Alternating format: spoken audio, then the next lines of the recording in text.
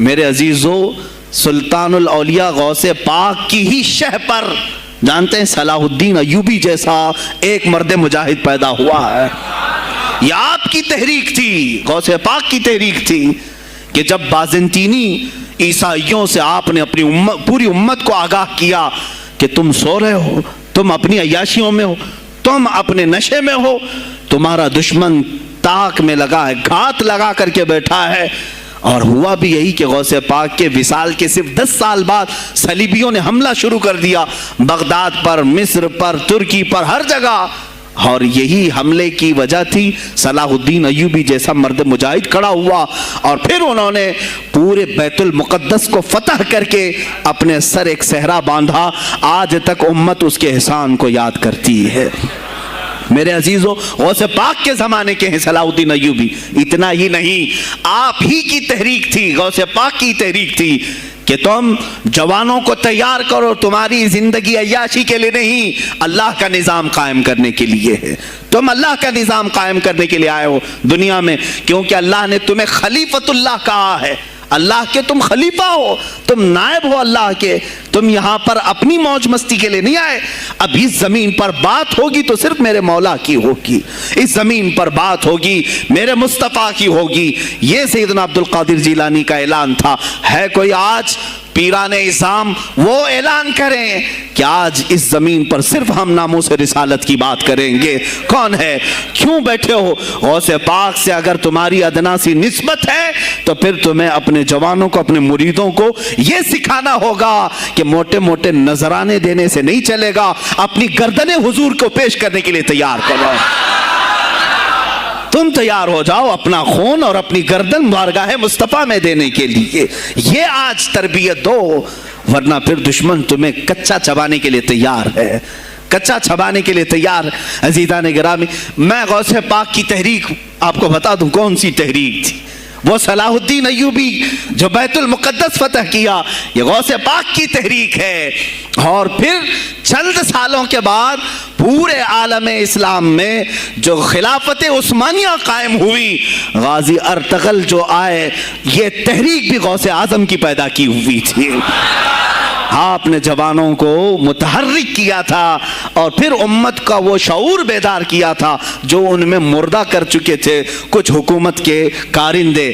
میں سمجھتا ہوں اس وقت جتنے خلفاء بیٹھے ہوئے تھے خلافت پر، تخت پر، جو نام کے مسلمان تھے، یا اس کو ہماری زبان میں سمجھ لیں، سب کانگریس کے تھے، جو منافق تھے، یعنی دکھتے تھے بس، لیکن اندر سے سب نفاق ہوتا تھا، نفاق ہوتا تھا.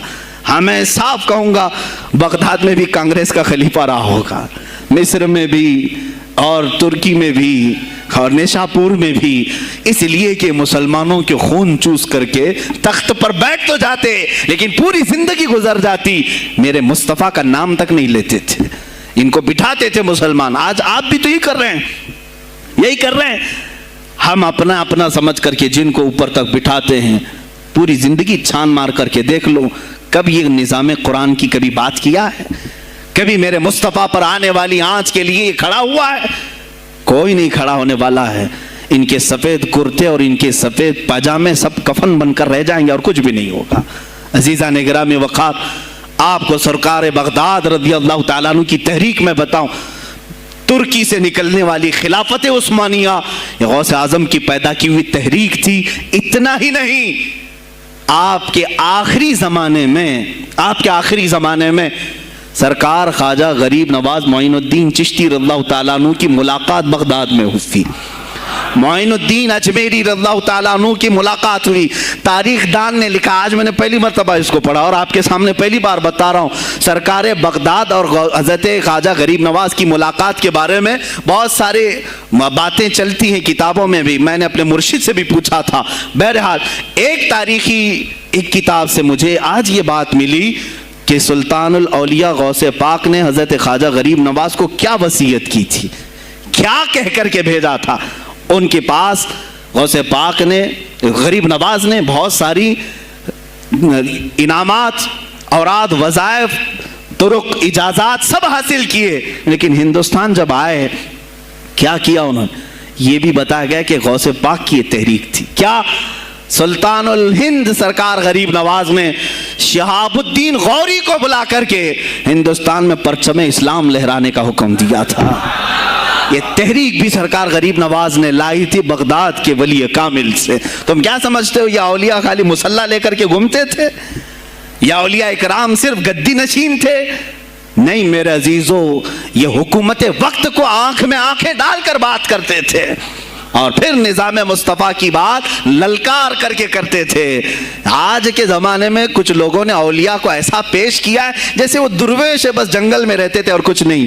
نہیں میرے عزیزو، وہ اللہ کے شیر تھے، اللہ کے شیر تھے. اسی لیے تو اقبال نے کہا ہے اللہ کے شیروں کو آتی نہیں روباہی. وہ کبھی لومڑی پن کا انہوں نے اپنے آپ میں اظہار ہی نہیں کیا کہ نہیں یہ بھی چلے گا وہ بھی چلے گا، کبھی نہیں. وہ گرجتے تھے اپنے تخت پر، اپنی خانقاہوں پر. دیکھیں خلیفہ مستنجد باللہ، ابو المظفر اس کو کہتے ہیں، بغداد کا وہ خلیفہ، عباسی خلیفہ، بڑا طاقتور، اور اسی کے زمانے میں غوث پاک ہیں. ایک فارس سے آنے والے اجمی عبد القادر، شیخ عبد القادر، جب بغداد کی جامع مسجد میں بیان کر رہے ہوں، در و دیوار ہل رہے ہیں. وہ اپنے خلافت کے دربار میں بیٹھا ہے خلیفہ، اچانک بہت زور کی آواز آئی، پورے محل میں گونج گئی. پوچھا یہ آواز کیسی بغداد میں؟ لوگوں نے معلوم کر کے بتایا کہ شیخ عبد القادر جیلانی نے چھینک ماری، ان کے مریدوں نے صرف جواب دیا ہے. ان کو چھینک آئی تھی، جواب میں لوگوں نے یرحمک اللہ کہا، وہ خلیفہ وقت کے محل تک پہنچ گئی آواز. تو اس نے کہا یہ تو پورا ہلا دینے کی بات ہے. ایک بات یاد رکھو میرے عزیزو، آواز ہو سکتا ہے تمہاری مسجد سے باہر جائے نہ جائے، تمہاری آواز کا دار و مدار تمہارے گلے پر نہیں ہے. ایک بار تم پکارو گے، پہنچانا میرے مولا کا کام ہے. اب ہماری آواز کہاں کہاں تک پہنچتی ہے، کس کے ٹائر پھٹتے ہیں، یہ سب بات کی بات ہے. تم پکار کر کے تو دیکھو.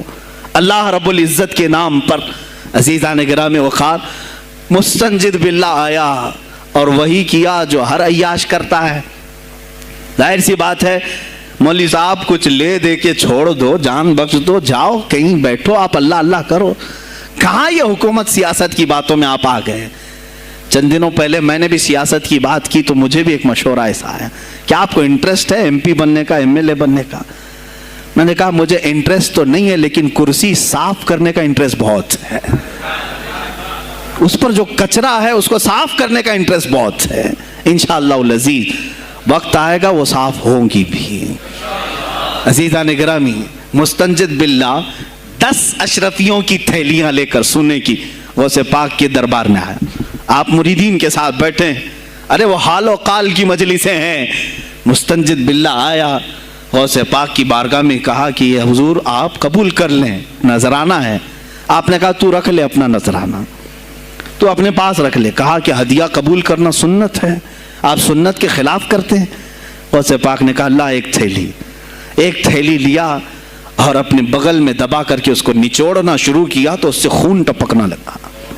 خون اتنا ٹپکنے لگا تو حاضرین مجلس دم بخود رہ گئے. خلیفہ مستنجد باللہ بھی دیکھ رہا تھا. غوث پاک نے فرمایا ابھی تو یہ ایک تھیلی ہے، میں 10 کو نچوڑوں گا تو یہ خون تیرے دربار تک پہنچ جائے گا، تیرے دربار تک پہنچ جائے گا.